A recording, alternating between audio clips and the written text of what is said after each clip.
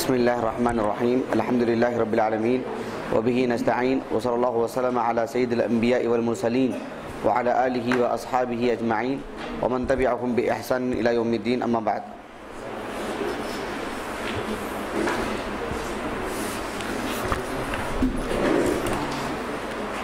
فضائل المہاجرین رضی اللہ عنہ اجمعین کی الفاظ معنی لکھ لیں گے پہلے انشاءاللہ اس حدیث کے، پھر اس کے بعد اس حدیث کو پڑھیں گے. جی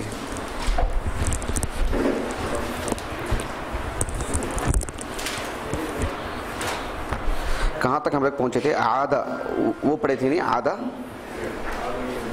آخری لفظ کون سا پڑھے تھے؟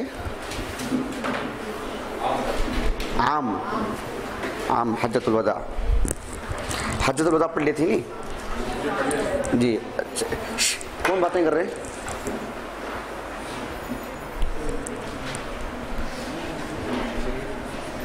جی اس کے بعد مرضون، اس کی جمع آتی ہے امراضون. کیا بات ہے؟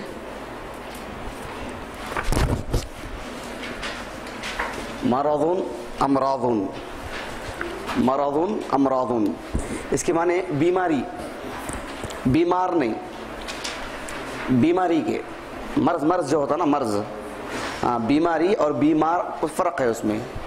بیمار کو جی مریضون، اس کی جمع آتی ہے مرضا. بیمار سے متعلق، بیماروں سے متعلق جو احکام و مسائل ہیں محدثین اس کو کتاب المرضا میں لے کر آتے ہیں. جیسے کتاب الایمان، کتاب العلم ہے نا، ویسا کتاب المرضا. سمجھ میں ایک بات آپ کو؟ جی مریض اور مرض میں فرق ہے. اسے اردو کی طرح مرض نہیں بولنا، مرض ہے وہ، مرضون امراضون. اس کے بعد دیکھیں اشفیت منہ،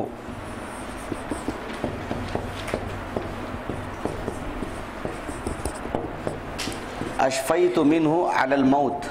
یہاں ذرا آپ کی توجہ دینا ہے ادھر. اشفیت منہ علی الموت کیا ہے؟ اشفیت منہ علی الموت، اس کے معنی کیا ہیں میں بعد میں بتلاؤں گا آپ کو. پہلے یہ اس کے معنی کیا ہیں، پھر یہ پورے جملے کے اندر کیا معنی بنتا ہے وہ جاننا ضروری. دیکھیں میں آپ کو لکھنے کا موقع دوں گا، پہلے ادھر دیکھ لیجئے. شفا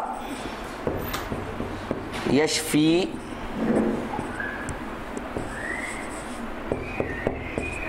شفاء، شفا یشفی شفاء، اس کے معنی کیا ہیں؟ شفا دینا. اس کے معنی کیا ہیں؟ شفا دینا. اور اسی سے دعا دی جاتی ہے غائب کے لیے، شفاء اللہ دعا دی جاتی ہے نہیں، یا شفاک اللہ، شفاک اللہ، شفاء اللہ عاجلا، شفاک اللہ، اسی سے ہے. تو شفا یشفی شفا. عربی میں ذرا سی باریکی ہے. ایک ہے شفاء، ادھر دیکھیں آپ موقع دوں گا لکھنے کے لیے. ایک ہے شفاء، کیونکہ قرآن مجید پڑھیں گے تو آپ کو ایک طرح کا یعنی ایسے محسوس ہوگا کہ تضاد ہے، کیا معنی ہے نہیں معلوم ہوگا آپ کو. تو شفا یشفی اس کا مصدر ہے شفا. شفا کے معنی کیا آتے ہیں؟ شفا دینا کسی کو، شفا یشفی، اسی سے دعا ہے شفاء اللہ. ایک لفظ ہے شفا، شفاء. ایک اور لفظ آتا ہے شفا، شین کے ساتھ کسرہ اور شین پر فتحہ، شین پر کسرہ اور شین پر فتحہ، دو الگ الگ لفظ ہیں اور دونوں قرآن مجید میں استعمال ہوئے ہیں. اگر شین پر فتحہ آ جائے، شفا شین پر فتحہ آ جائے، اس کے معنی ہوں گے کنارہ. کیا معنی ہوں گے؟ صرف کنارہ نہیں بلکہ یعنی وہ کنارہ جو ہلاکت کا آخری حصہ ہے، جہاں وہ بالکل ہلاک ہو کے رہ جائے گا. ہلاکت کا جو آخری جو کنارہ جو ہوتا ہے، آخری جو حصہ ہوتا ہے، آخری کنارہ، اس کو شفا کہا جاتا ہے، شفا نہیں. اللہ آپ کو شفا دے، دعا نہیں کرنا اسے. دعا کر دینا ہم لوگ، گرچہ کی نیتوں کا دخل ہے لیکن اس کے باوجود بھی ظاہری الفاظ بھی، جیسے ہم لوگ عموماً بولتے ہیں مبروک، مبروک دعا دیتے ہیں نا، مبروک دعا نہیں بد دعا ہے، وہ مبروک دعا نہیں بلکہ بد دعا ہے۔ مبروک بولتے ہیں وہ اونٹنی یا وہ اونٹ جس کے پیروں کو باندھ کر کے بٹھا دیا گیا ہے نہر کرنے کے لیے، وہ ہو جائے گی بات معاملہ۔ تو شفا کے معنی یہ ہے کہ ہلاکت کا ایک کنارہ، ہلاکت کا کنارہ، اسے اللہ آپ کو شفا دے، نہیں شفا کیا چیز ہے؟ البتہ فعل استعمال کرتے ہیں عربی زبان میں تو پھر شفا اللہ، شفاک اللہ، لیکن جب صرف شفا کا لفظ استعمال کرتے ہیں تو شفا دے نہیں بولنا، شفا دے۔ فرق واضح ہو رہا ہے؟ ایک اور مطلب بولوں، یعنی بطور فعل کے عربی میں استعمال کرتے ہیں ہم شفاک اللہ، شفا اللہ، تب یہی بولیں گے شین پر فتحہ، کیونکہ فعل استعمال کر رہے ہیں آپ۔ مصدر استعمال کر رہے ہیں، مصدر، اللہ آپ کو شفا دے، اللہ آپ کو شفا دے نہیں، اللہ آپ کو شفا دے۔ ہاں آپ عربی میں جملہ استعمال کر رہے ہیں فعل تو بولیں گے شفا اللہ، تب کوئی بات نہیں۔ مصدر جب استعمال کرتے ہیں، یہ کیوں؟ غیر شعوری طور پر بد دعا ہے سامنے والے کے لیے، شفا نہیں، شفا کے معنی ہلاکت کا کنارہ۔ سورہ آل عمران کھولی، یہ لکھ لیجئے آپ لوگ۔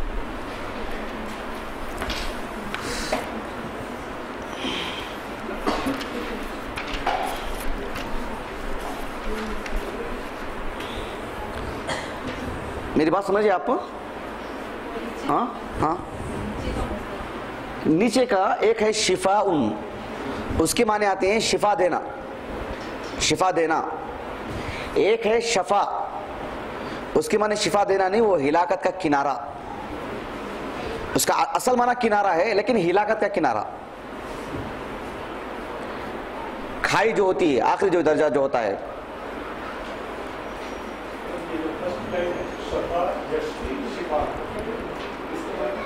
اس کے معنی شفا دینا۔ دیکھیں ایک ہے شفا یشفی شفاءن یا شفاءن، اس کی معنی آتی ہے شفا دینا، بتا دیا ہو گئی، اسی سے وہ نیچے دعا ہے، وہ شفا اللہ، شفاک اللہ۔ اس کے بعد آخری کا جو مصدر ہے نا، مصدر، اس کو بولتے ہیں مصدر۔ یہ جو مصدر ہے وہ اگر شین کے نیچے زیر کسرہ ہے اس کے معنی الگ ہو جائیں گے، شین پر فتحہ ہے تو اس کے معنی الگ ہو جائیں گے، دونوں قرآن میں استعمال ہوئے ہیں۔ یہ فرق اس لیے بتلا رہا ہوں کہ کہیں بھول کے شفا کر کے نہیں بول دینا کہ اللہ آپ کو شفا دے کر کے، یہ اس کی لکھت الگ ہے، اس کی لکھت الگ ہے۔ دیکھیں آخر ہاں، پڑھنا ایک ہے، لکھنا الگ ہے، یہ دھیرے دھیرے آپ کو معلوم ہوگا انشاءاللہ۔ اس کو الف مقصورہ بولتے ہیں جی۔ جہاں بھی خلل ہے پوچھ لینا، جو بھی خلل ہے، سوال دل میں رکھ کر کے نہیں جانا۔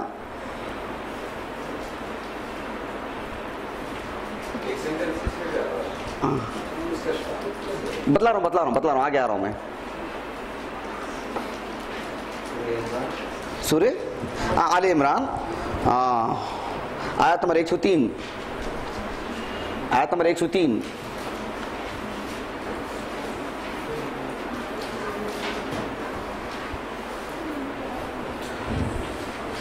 حدیث کے اندر جو لفظ استعمال ہوا ہے اشفیت منہ، ابھی اس پہ بات نہیں ہوئی، لیکن جب تک یہ تفصیل نہیں سمجھیں گے ہم اس لفظ کے پاس نہیں آ سکتے، اس لیے میں آپ کو اتنی تفصیل لکھا رہا ہوں۔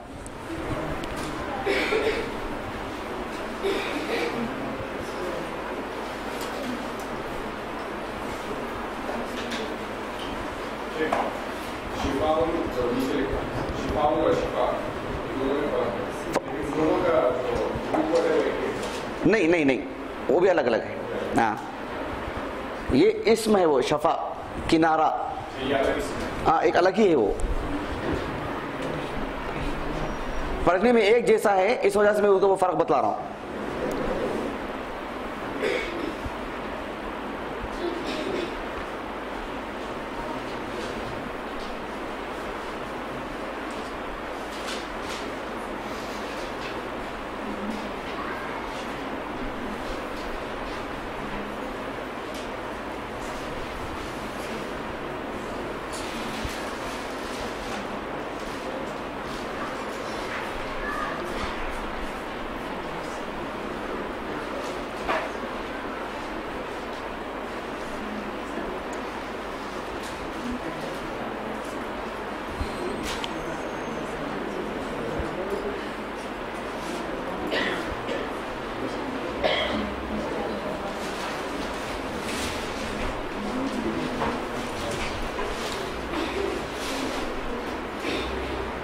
ہو گیا؟ اچھا یہ آیت کریمہ دیکھیے، اللہ رب العالمین نے فرمایا، معروف آیت کریمہ ہے 103، آیت نمبر 103، وَاعْتَصِمُوا بِحَبْلِ اللَّهِ جَمِيعًا وَلَا تَفَرَّقُوا وَاذْكُرُوا نِعْمَةَ اللَّهِ عَلَيْكُمْ إِذْ كُنْتُمْ أَعْدَاءً فَأَلَّفَ بَيْنَ قُلُوبِكُمْ فَأَصْبَحْتُمْ بِنِعْمَتِهِ إِخْوَانًا وَكُنْتُمْ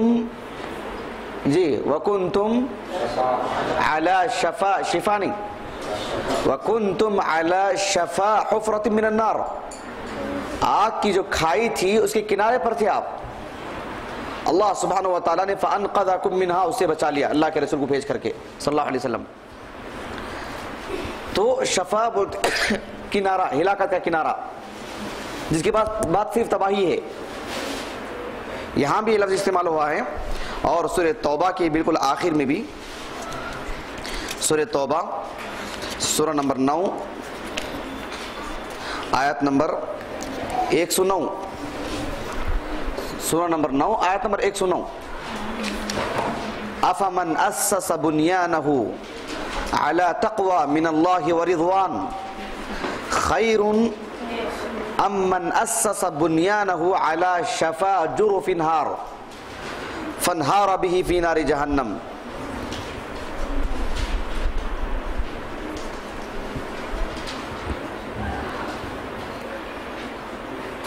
یعنی وہ مسجد جو ایک بہت بڑی گھاٹی ہے، گھاٹی کے کنارے پر اس نے مسجد بنائی ہو اور کبھی بھی گر سکتی ہے، بالکل گرنے کو ہے وہ، اور گرے تو پھر دوزخی میں گرے، تو وہ مطلب ہے شفا کے معنی کنارہ، ہلاکت کا کنارہ۔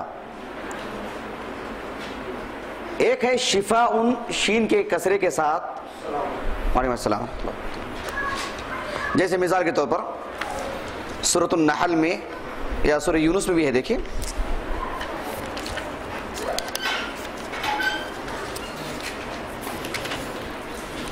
سورہ یونس سورہ نمبر 10 آیت نمبر 50 پر 7، سورہ یونس سورہ نمبر 10 آیت نمبر 57 50 پر 7، یا ایھا الناس قد جاءتکم،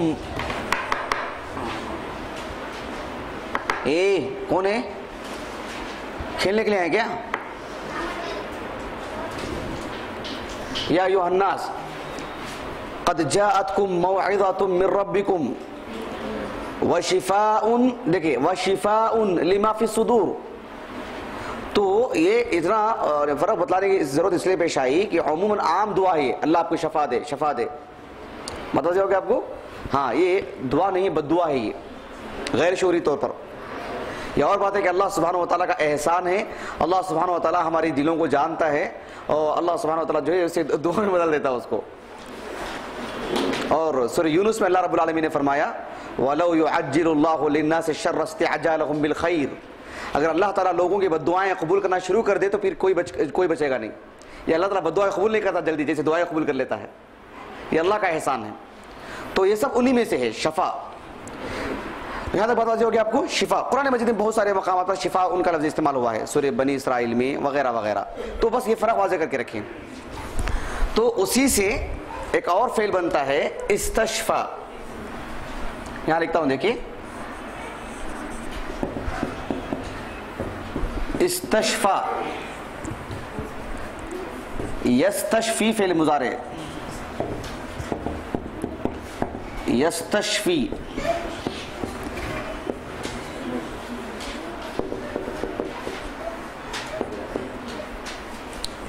استشفاء یا استشفاء، اس کے معنی آتے ہیں شفا طلب کرنا۔ اس کے معنی کیا ہیں؟ شفا طلب کرنا، شفا طلب کرنا، شفا مانگنا، اور اسی سے یہ فعل بن جاتا ہے، اسی سے یہ فعل بنتا ہے۔ یہاں لکھتا ہوں دیکھیے،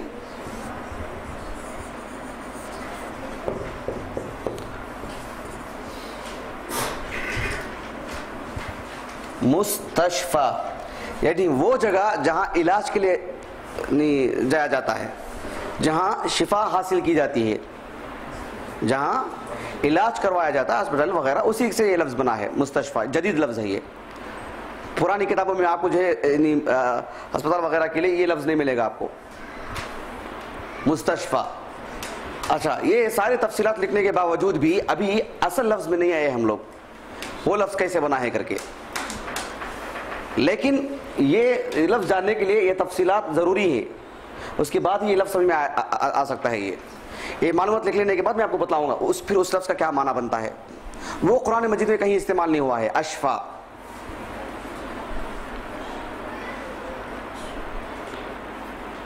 شفا یشفی فعل مضارع، وہ سورہ اس میں استعمال ہوا ہے. سورہ الشعراء سورہ نمبر 26، سورہ الشعراء سورہ نمبر 26 آیت نمبر 80. ابراہیم علیہ السلام نے کہا وَإِذَا مَرِضْتُ فَهُوَ يَشْفِينِ. اللہ سبحانہ وتعالیٰ کا تعارف کراتے ہوئے انہوں نے کہا فعل مضارع یشفی 80، سورہ الشعراء سورہ نمبر 26 آیت نمبر 80.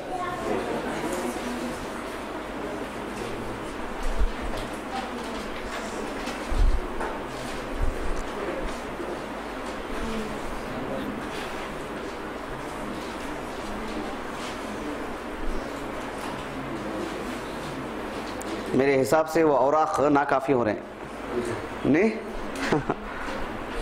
نوٹ بک میں لکھیں زیادہ اچھا ہے.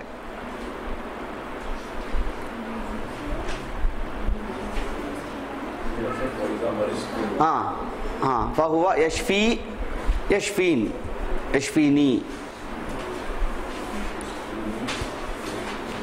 اچھا یہ لکھ لیے. حدیث کا جو اصل لفظ ہے ابھی وہ سمجھنا آسان ہو جائے گا انشاءاللہ.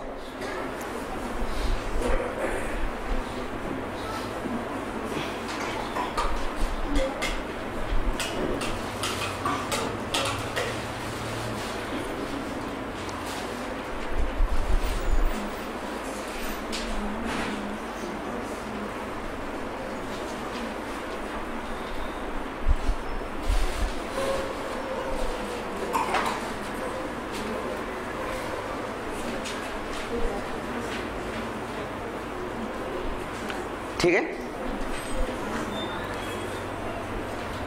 ٹھیک ہے. اچھا یہ سب جاننے کے بعد اب اصل لفظ کے پاس آ جائیے.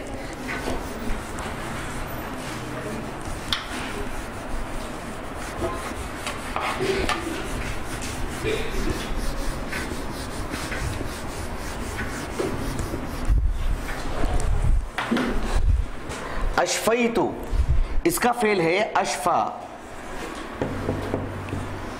اشفا کیا ہے؟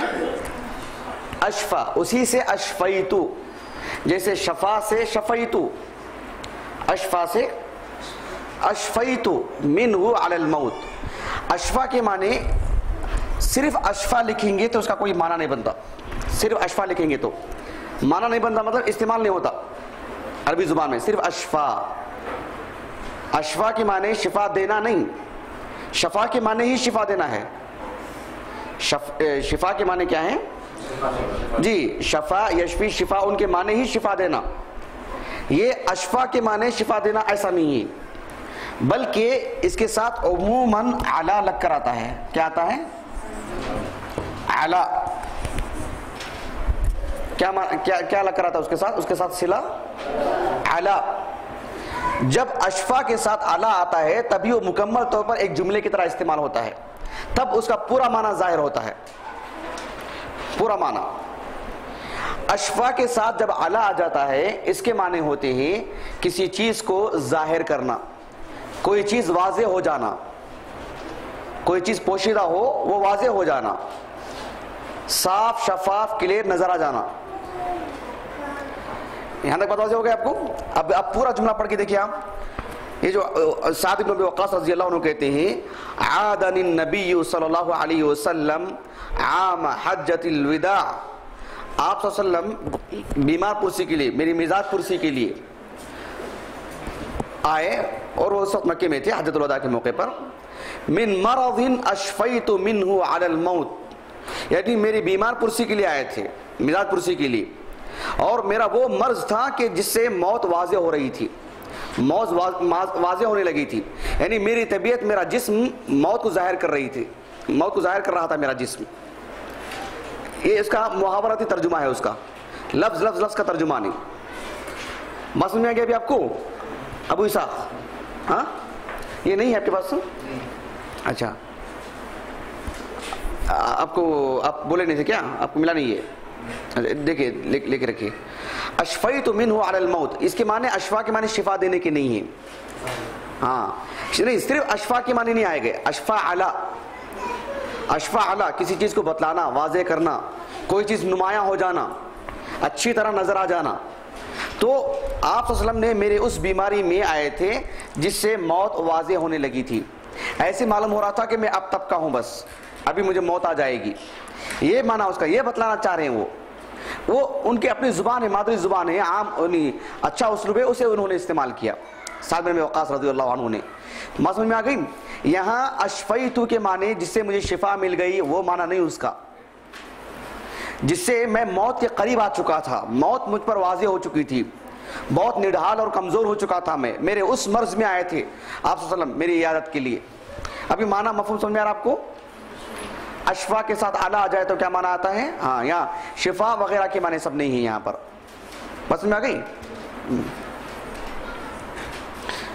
چلے آگے بڑھتے ہیں. اس کے بعد کیا لفظ ہے؟ بلغ. اس کے بعد کا لفظ ہے بلغ. بلغ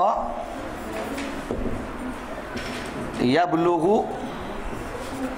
بلوغاً، اس کے معنی آتے ہیں پہنچنا. اس کے معنی کیا ہیں؟ پہنچنا. حافظ ابن حجر رحمہ اللہ کی احکام سے متعلق ایک کتاب ہے، معروف کتاب، معلوم ہے آپ کو؟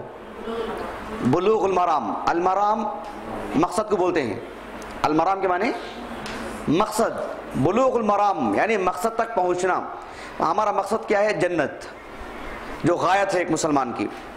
تو وہ معنی بلوغ کے معنی پہنچنا. عام لفظ ہے، بالغ ہونا کر کے بولتے ہیں. بلغ یبلغ بلوغاً، اسی سے بلاغ یعنی بات کو پہنچانا. البلاغ جو ہے وما علینا الا البلاغ، البلاغ سب اسی سے بات کو پہنچانا.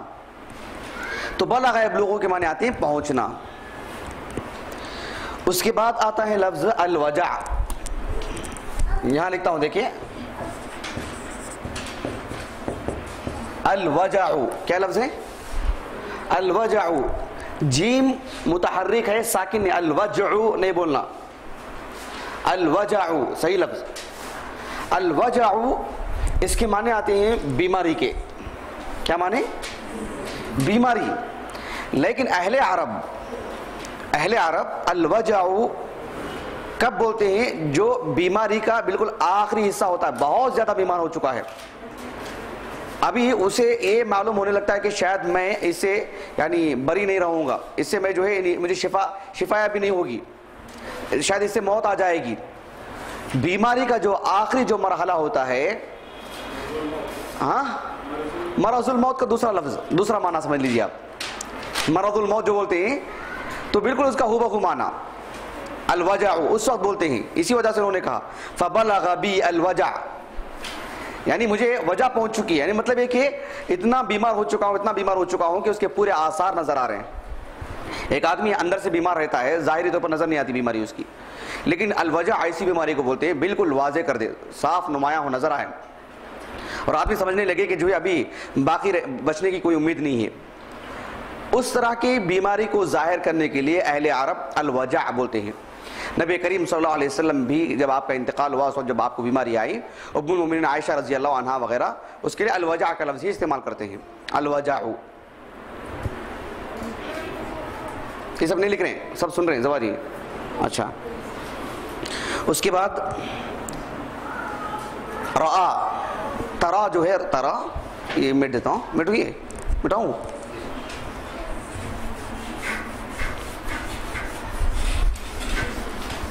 الفاظ مانے یاد سے لکھیے، ایک مرتبہ آ جائے پھر دوبارہ اس کو نہیں لکھواؤں گا میں.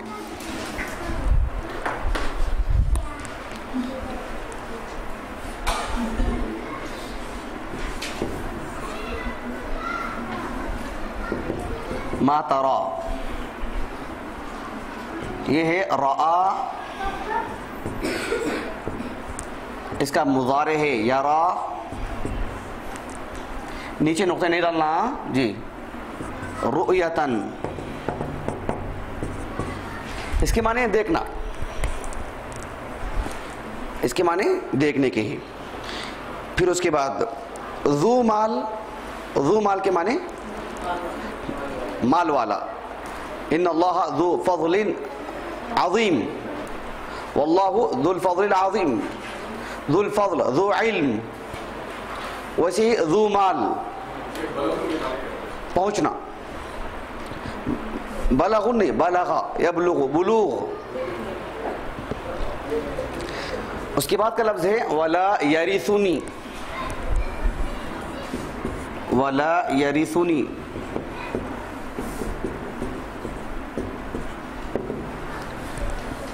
اس کا فعل ماضی ہے وارثہ, ورثہ نہیں پڑھنا, وارثہ. اس کا فعل مضارع ہے یرثو, اس کا مصدر ہے ورثن, اور ایک اور مصدر ہے وراثتن. اس کے معنی آتے ہیں وارث بننا. وارث بننا, کسی کا انتقال ہو جائے, اس کے اہل اس کے اقارب ہیں, اس کے اہل و عیال ہیں, اس کے اپنے بیوی بچے ہیں, اس کے ماں باپ وغیرہ سب, اس مال میں ان کا جو حصہ ہے وہ اس مال کے وارث بنتے ہیں. وہ مال ان کے ہاں دیکھنا, دیکھنا ہاں. کون سا آخری ورثن کا, ورثن. اس کے بعد ایک اور مصدر ہے وراثتن, وراثت نہیں بولنا, وراثت, وراثتن, وراثتن, وارث بننا. اس کا فعل ماضی اور مضارع سب جو ہیں دیکھیے سورہ النمل میں, سورہ النمل سورہ نمبر 27,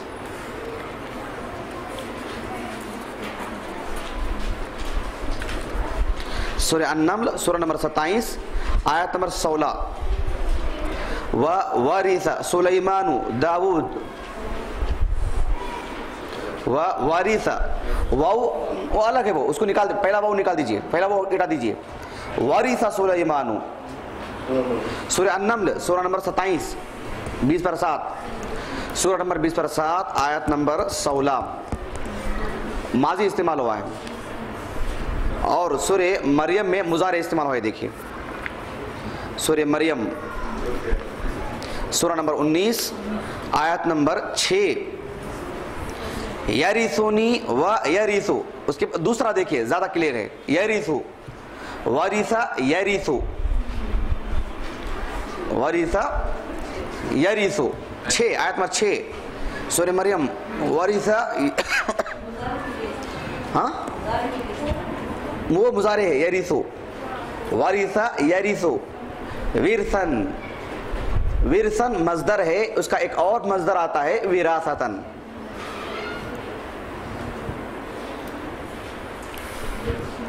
یہ دونوں معنوں کے لیے استعمال ہوتا ہے, مادی معنوی.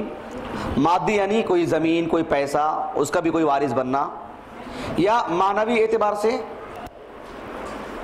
انبیاء علیہ السلام کے وارثین کو, علماء کو قرار دیا گیا, ان کے علم کے وارث ہیں. معنوی چیز ہے, مادی چیز نہیں. وہ دینار اور درہم نہیں نا, وہ علم نبوت ہے وہ.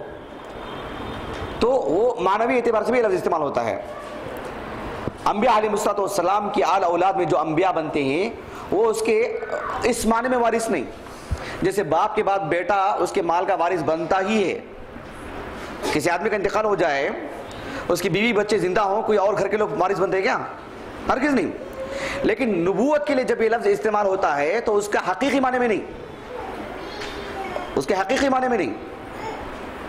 کیونکہ ایک نبی کا انتقال ہو جائے, ابراہیم علیہ السلام کے دونوں بیٹے وارث, دونوں بیٹے وارث ہیں. یعقوب علیہ السلام ان کے بیٹے وارث, اسحاق علیہ السلام کی, یعقوب علیہ السلام ان کے بیٹے یوسف ان کے وارث علیہ السلام. داؤد علیہ السلام ان کے بیٹے وارث سلیمان.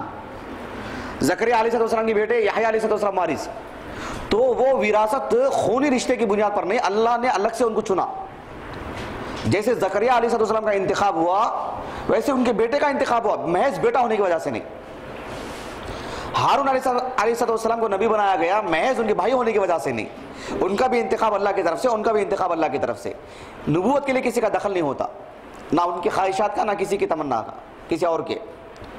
تو یہاں اس معنی میں نہیں کہ بیٹا جو نبی کے بعد ان کا بیٹا ہی جو نبی بنتے ہیں, وہ نعوذ باللہ اس معنی میں نہیں کہ ان کے بیٹے ہونے کی وجہ سے, خونی رشتے کی بنیاد پر نہیں. متوجہ ہو گیا آپ کو؟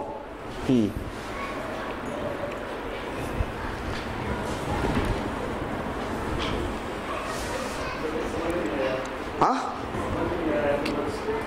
کیا سمجھ میں نہیں آیا؟ یہاں پر زکریا علیہ السلام دعا کر رہے ہیں اللہ تعالیٰ سے کہ اے اللہ تو مجھے نرینہ اولاد عطا فرما.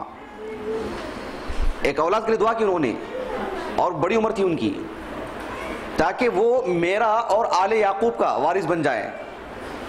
مطلب یہ کہ یعقوب علیہ السلام کے خاندان میں جو نبوت کا جو سلسلہ چل رہا ہے, وہ مجھے ایک ایسی اولاد عطا فرما جو اسے نبوت ملے, کیونکہ وہ تیرے فضل سے نبوت مل سکتی ہے الگ سے, تو ان کو نبی بنا میرے بیٹے کو بھی.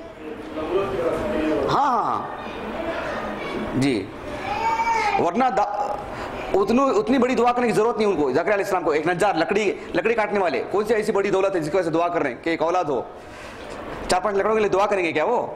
اور انبیاء علیہ السلام اتنے دنیا کے دیوانے ہیں کیا کہ جو ہے چھوٹی سی تجارت کے لیے جو ہے باقاعدہ اولاد مانگے وراثت کے لیے؟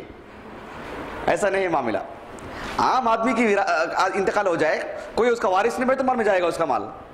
انبیاء علیہ السلام نعوذ باللہ اتنی ہیچ دعائیں نہیں کرتے کہ جو ہے بس تو تھوڑے سے پیسے ہیں میرا ایک مجھے ایک بچہ ہو جو اس کا وارث بن جائے, نہیں. ہاں بات واضح ہو گیا آپ کو؟ اچھا چلیے, اس کے بعد کا لفظ کیا ہے؟ ابنتن. ابنتن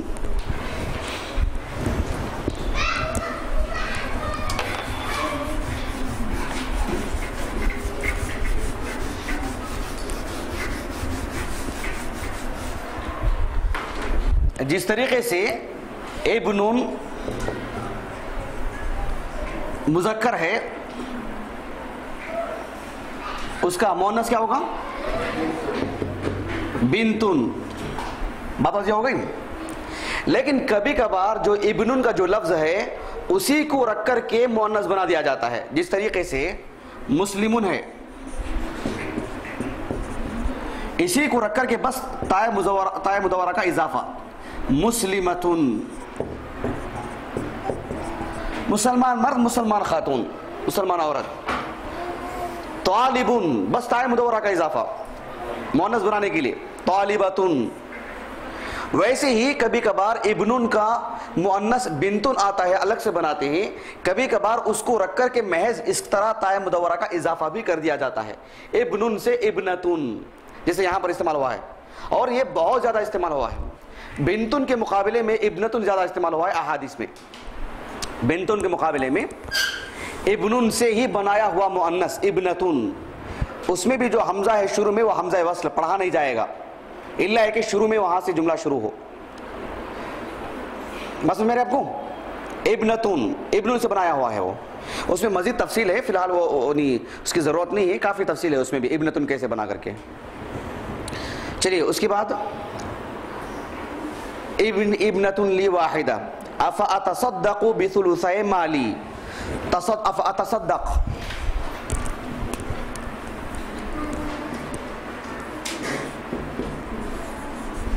افاتصدق, یہ لفظ ہے تصدق. کیا لفظ ہے؟ تصدق فعل ماضی, یتصدق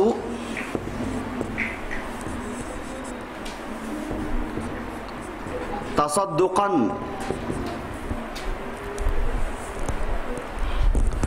تصدق یتصدق تصدقا, صدقہ کرنا. تصدق یتصدق تصدقا, اس کا ایک خاص معنی ہے صدقہ کرنا. کبھی کبھار عام معنی بھی استعمال ہوتا ہے, نیکی کرنا, کوئی بھی اچھا کام کرنا. اللہ کے رسول صلی اللہ علیہ وسلم نے ایک آدمی کو نماز پڑھتے ہوئے دیکھا, تنہا نماز پڑھ رہے تھے. آپ صلی اللہ علیہ وسلم نے سوال کیا, من یتصدق, کیا پوچھے؟ من یعنی کون ہے, یتصدق. جو ان کے ساتھ مل کر کے نماز پڑھے. اکیلے پڑھ رہے ہیں, دو لوگ نے مل کے نماز پڑھ لی, تو کون صحابی گئے؟ ابو بکر صدیق رضی اللہ عنہ. وہاں پر سوال کیا کہ من یصلی معہ, ان کے ساتھ کون نماز پڑھیں گے, نہیں پوچھے. یعنی زبان عربی زبان ہے اللہ کے رسول کی صلی اللہ علیہ وسلم. تو من یتصدق, یہ اس کی بہت ضرورت ہے فی الحال سب کو, ہم کو بھی, بالخصوص ہم کو قرآن کی زبان اور نبوی زبان سمجھنے کی ضرورت ہے شریعت کو لینے کے لیے. عام ادبی عربی کتابیں نہیں ہیں, یہ قرآن کی زبان بہت سنجیدہ, بہت اعلیٰ, عربی زبان سے بھی اعلیٰ. عام جو عربی زبان اللہ نے بنائی ہے اس کے اوپر ہے زبان. یہ تو عام عربی الگ چیز ہے, قرآن کی عربی ایک مخصوص انداز کی ہے. تو نبوی زبان اور قرآن کی زبان, اس کو پڑھنے کی, اس کو سمجھنے کی, وہ اسلوب سمجھنے کی ضرورت ہے. اس پر جتنی توجہ دیں, اس کے بعد آپ شریعت پڑھیں, آپ کو دیکھیں کتنا مزہ ملے گا انشاءاللہ, کس قدر جلدی سمجھیں گے آپ اس بات کو. تو تصدقہ کا یہاں پر معنی کیا ہے؟ صدقہ کرنا. جی, اس کے بعد ہے ثلثین. ثلثین جو لفظ ہے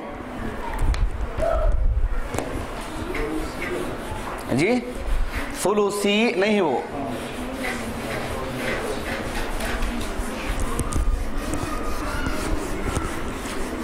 یہ نہیں لکھے تھے کیا؟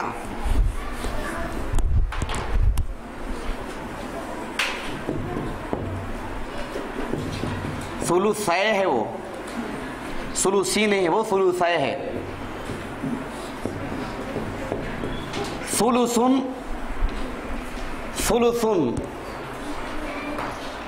ثلثن یعنی ون سائڈ ہے, اور اسی سے بنتا ہے ثلثان. قرآن مجید میں دونوں استعمال ہوئے ہیں, ثلث بھی ثلثان بھی. ایک تہائی حصہ, دو تہائی حصہ, یعنی کسی مال کو ایسے, کوئی مال ہے اسے تین حصوں میں تقسیم کر دیا جائے. کوئی مال ہے اس کو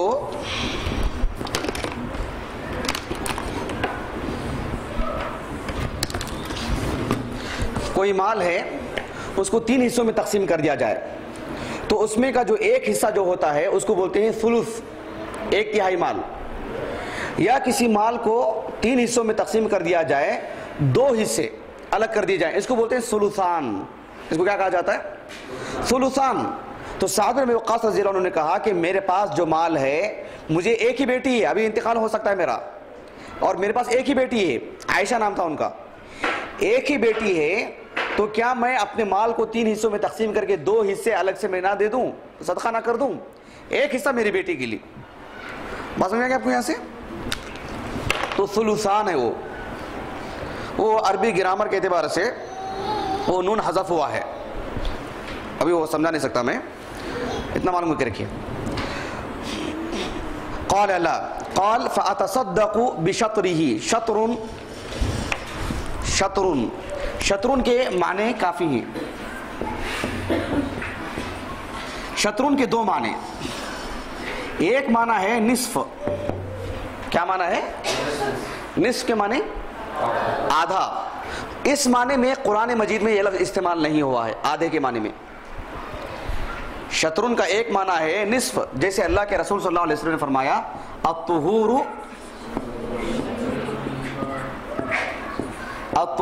شطر الایمان. شطر الایمان یعنی نصف الایمان. شطر کے معنی ایک معنی نصف کا ہے, لیکن اس معنی میں قرآن میں استعمال نہیں ہوا ہے یہ لفظ. شطر کا ایک اور معنی ہے جس کی معنی آتے ہیں جہت, سمت, اس جانب, جو بولتے نا اس جانب, وہاں رکنا. اس معنی میں قرآن مجید میں استعمال ہوا ہے, احادیث میں بھی استعمال ہوا ہے. جہت کے معنی میں, سمت کے معنی میں. فولی وجہک شطر المسجد الحرام, یعنی مسجد حرام کا آدھا حصہ نہیں, مسجد حرام کی جانب. کہاں رک کر کے نماز پڑھو؟ اس جانب, جہت, سمت بتانا مقصود ہے. تو اس کا ایک معنی ہے نصف کے, آدھے کے. اس معنی میں استعمال ہوا ہے احادیث میں, قرآن میں اس معنی میں استعمال نہیں ہوا ہے. لیکن اس کا ایک معنی ہے جہت کا، سمت کا، اس معنی میں قرآن مجید میں استعمال ہوا ہے، احادیث میں تو ہے ہی، قرآن مجید میں بھی استعمال ہوا ہے، جو فولی وجہ کا شطر المسجد الحرام، سورہ بقرہ کی، کافی دنوں سے وہ آیت کریمہ ہم لوگ پڑھتے آ رہے ہیں، سورہ بقرہ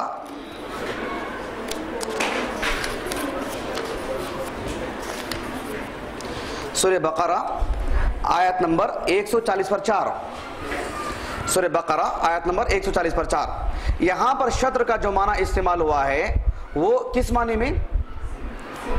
جہت کے معنی میں، سمت کے معنی میں، جانب۔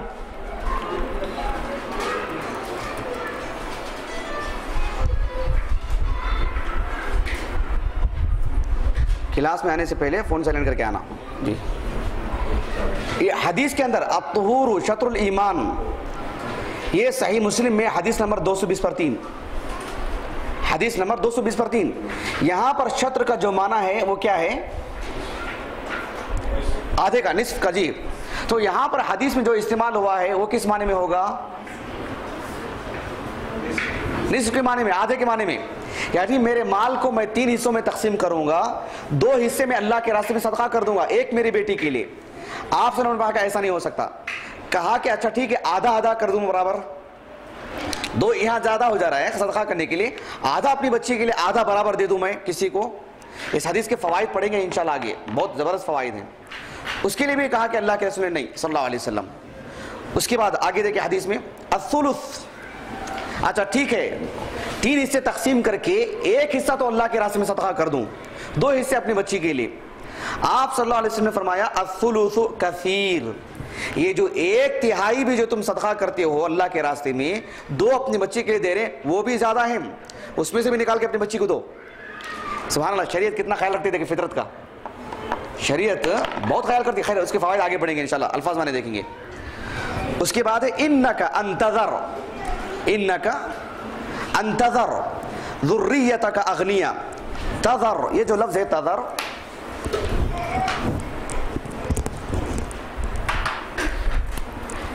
انتظر، اس کا فعل آتا ہے وزر، اس کا مضارع ہے یذرو، وزرن، وزرن نہیں پڑھنا، جو لا تزر وازرۃ وزر اخرى ہے وہ زائی سے، وزرن یہ ذال سے، وزر یذر وزرن۔ اس کا جو حکم کا جو فعل امر جو بنتا ہے ذر، فعل امر جو بنتا ہے ذر، ذر کے معنی بتاتا ہوں ابھی آپ کو۔ تو وزر یذر وزرن کے معنی آتے ہیں چھوڑنا، کیا معنی؟ چھوڑنا۔ لیکن چونکہ عربی زبان میں چھوڑنے کے لیے بہت سارے الفاظ ہیں، قرآن نے 5 سے زائد الفاظ استعمال کیے چھوڑنے کے لیے، تو یہاں وزر کے معنی صرف چھوڑنا نہیں، جیسے ہم اردو میں بولتے ہیں نہیں مجھے میری حالت پہ چھوڑ دو، ابھی آپ مجھے خلل مت ڈالو، میں جو چاہیں وہ کروں گا، ایسا جو بولتے ہیں نا، نہیں ابھی زیادہ مت بولو، مجھے میری حالت پہ چھوڑ دو، میں جا رہا ہوں، اب میرے اوپر چھوڑ دو معاملے کو، آپ اپنے ہاتھ میں معاملہ مت لیجئے، وہ میرے حوالے کر دیجئے، میں دیکھ لیتا ہوں۔ یہ جو اسلوب ہے نا، ایسا جو بولتے ہیں چھوڑو کر کے، اس معنی میں چھوڑنا ہے، یہ سمجھ میں آیا؟ نہیں سمجھ میں آیا؟ وزرا کے معنی آتے ہیں چھوڑنا، صرف چھوڑنا نہیں، چھوڑنے کے اندر یہ معنی بھی آ جانا چاہیے، جیسے اسلوب انداز بتا رہا ہوں میں آپ کو، ہماری اردو زبان میں جیسے ہم لوگ بات کرتے ہیں، بولتے ہیں کہ اس معاملے کو آپ اپنے ہاتھ میں مت لیجئے، میرے حوالے کر دیجئے، میرے اوپر چھوڑ دیجئے وہ، یا یہ جیسے بولتے ہیں کہ اس معاملے میں آپ جو ہے دخل مت دیجئے، وہ چھوڑ دیجئے، آپ مجھے میرے اوپر چھوڑ دیجئے، مجھے میری حالت پہ چھوڑ دیجئے، سمجھ رہے نا؟ یہ جو انداز ہوتا ہے قرآن مجید میں جو لفظ استعمال ہوا ہے، وہاں جائیں گے تو آپ کو یہ معنی سمجھ میں آئے گا، یہی معنی نظر آئے گا آپ کو۔ جیسے اللہ رب العالمین نے قرآن مجید میں فرمایا سورہ مزمل میں وَذَرْنِي وَالْمُكَذِّبِينَ أُولِي النَّعْمَةِ، اے اللہ کے رسول صلی اللہ علیہ وسلم ان جھٹلانے والوں کو آپ چھوڑ دیجئے میرے حوالے، میں نمٹوں گا ان سے۔ بات سمجھ میں آ گئی؟ وہ عام چھوڑنے کے معنی میں نہیں، اس معنی میں چھوڑنے کے لیے بولنا۔ انگریزی میں کیا معنی آئے گا اس کے لیے؟ ہاں نہیں، لیو عام چھوڑنے کے معنی میں شاید، ہاں نہیں، اور کیا آتے ہیں چھوڑنے کے لیے الفاظ؟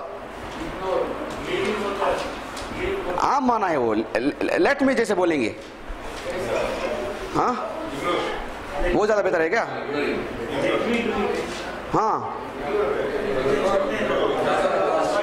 اچھا بہرحال, ہاں بات واضح ہوگی تو بس ہے. اچھا ایک چیز کا دھیان دینا, اس کا فعل ماضی کیا ہے؟ یہاں مجھے دیکھیں کہاں نظر آئے گا, بورڈ پہ دیکھیں نا. وزارہ مضارع یذرو. عربی زبان میں میں محض قرآن کی بات نہیں کر رہا ہوں, عربی زبان میں اس کا ماضی استعمال نہیں ہوتا. ہاں قرآن میں بھی ایسا ہی ہے, ماضی استعمال نہیں ہوتا اس کا یا تو مضارع استعمال ہوتا ہے یا نہیں تو اس کا امر استعمال ہوتا ہے. امر, ذرنی مجھے چھوڑ دو, وذر الذین چھوڑ دو ان لوگوں کو جو دنیا کے پیچھے پڑے ہیں, ان لوگوں کو ان کی حالت پہ چھوڑ دو. تو یا تو امر کا صیغہ استعمال ہوتا ہے یا مضارع کا, ماضی کا نہیں. بات سمجھ میں آ گیا آپ کو؟ ماضی کا استعمال نہیں ہوا ہے قرآن میں, اور عام عموماً عربی زبان میں بھی استعمال نہیں ہوتا ہے جو وزارہ کا لفظ ہے. چلیے اس کے بعد وہ لفظ زیادہ مناسب ہے نا شیخ؟ اچھا اچھا جی جی جزاک اللہ خیراً. پھر بھی انگریزی دان بھی ہے ادھر, جرات نہیں کر سکتے ہم لوگ, جیسے بول رہے ہیں ویسے سن لے سکتے. البتہ مجھے لگا کہ جو شاید وہ قریب رہے گا کر کے اسلوب میں, جیسے ہم لوگ عموماً انگریزی بات چیت کرنے والوں کو جو ان کا انداز جو دیکھتے ہیں ہم لوگ, تو ایسے الفاظ ایسے مواقع کے لیے یہ لفظ استعمال کرتے ہیں, اس لیے شاید میں بولا, میں شاید یہ ہو سکتا ہے کر کے. ہاں جی ظاہر بات ہے اس کے معنی وہ بتلانے کے لیے دونوں زبانوں میں مہارت چاہیے. ہاں میں یقین سے نہیں بتلا رہا تھا, البتہ ہم لوگ جو سنتے ہیں نا عام طور پر, تو اس حد تک میں تھوڑا ایک گیس کیا بس میں کہ ہو سکتا ہے یہ معنی ہو کر کے, ضروری نہیں. اچھا چلیے اس کے بعد ذریتن.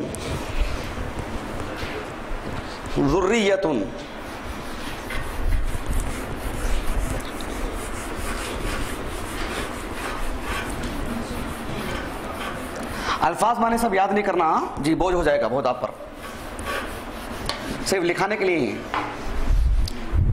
اللہ کے خاطر یاد مت کیجیے, ہاں نہیں بہت بوجھ ہو جائے گا, صرف لکھانے کے لیے بول رہا ہوں, سمجھ رہے نا؟ لکھ کر کے محفوظ رکھے, یاد سب نہیں کرنا, بہت مشکل ہو جائے گی.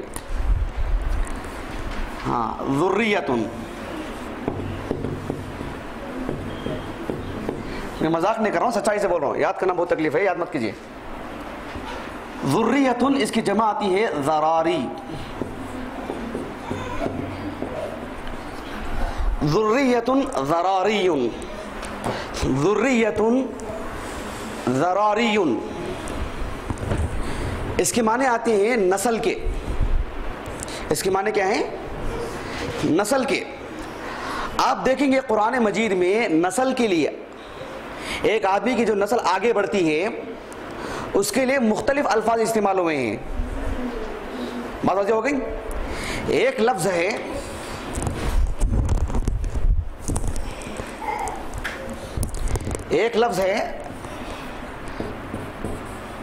اسباطن, ایک لفظ ہے جو قرآن میں استعمال نہیں ہوا, احفاد. ایک لفظ ہے ذریہ, یہ قرآن مجید میں استعمال نہیں ہوا ہے, احفاد. جی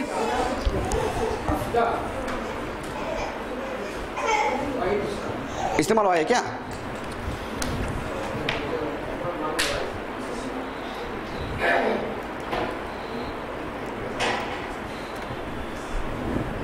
حافظتن تو استعمال نہیں ہوا ہے. ہاں بتلا رہا ہوں مانے بتلا رہا ہوں.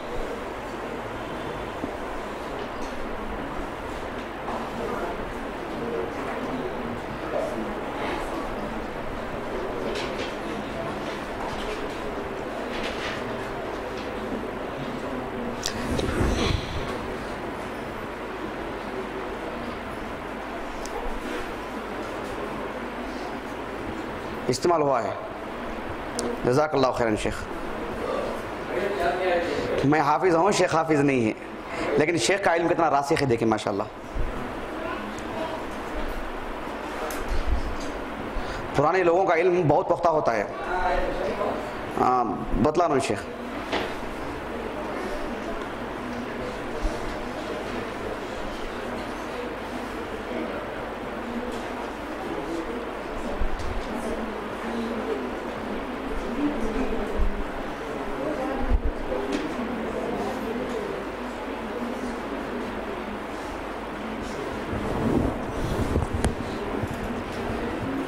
جی آیت کریمہ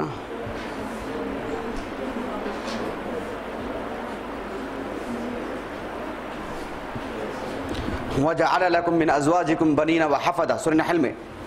جزاکم اللہ خیراً. شیخ کا علم راسخ دیکھیں ماشاءاللہ. واقعی یعنی پرانے لوگوں کا جو علم ہوتا ہے حقیقت میں یعنی بہت راسخ ہوتا ہے, بہت راسخ ہوتا ہے, پتھر کی لکیر. یہ بہت تجربہ ہے میرا. جی شیخ ظاہر بات ہے شیخ کی جو فراغت ہے 1967 کو شیخ 67 کو جب ہمارے نہیں کیا بولتے ہیں ہمارے عبدالواحد کی ولادت کا سال ہے, جب شیخ کی فراغت کا سال ہے. اتنا ہونے کے باوجود یعنی اور اس طرح کے پڑھنے پڑھانے سے شیخ کا تعلق بھی نہیں تھا, خاص اس میدان کے میں نہیں تھے. اس کے باوجود بھی الحمدللہ یہ حقیقت میں اس کو تسلیم کرتا ہوں میں کہ پرانے لوگوں کا جو علم ہوتا ہے بہت مضبوط ہوتا ہے, بہت مضبوط الحمدللہ. اسی لیے شیخ نعمت ہے ہمارے لیے الحمدللہ. کون سی آیت؟ سورہ نحل کی. سورہ نحل کی بول رہے ہیں.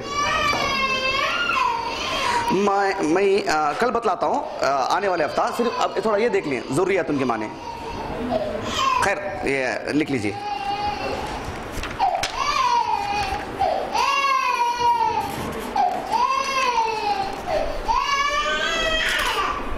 سورہ نحل میں سطح پر 2 سورہ نمبر 16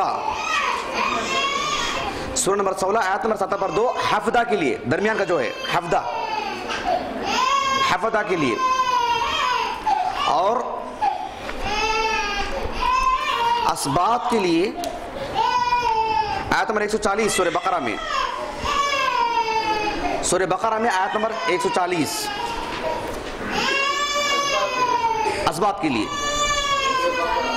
ہاں 140 سورہ بقرہ میں.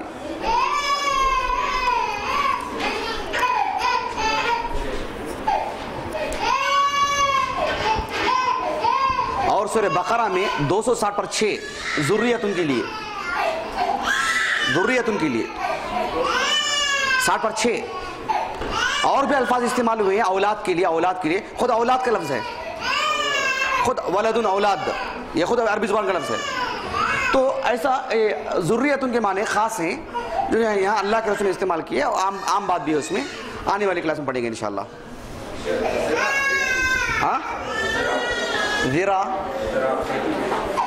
وہ الگ, وہ زراعت زراع وہ الگ, زراع زائی سے.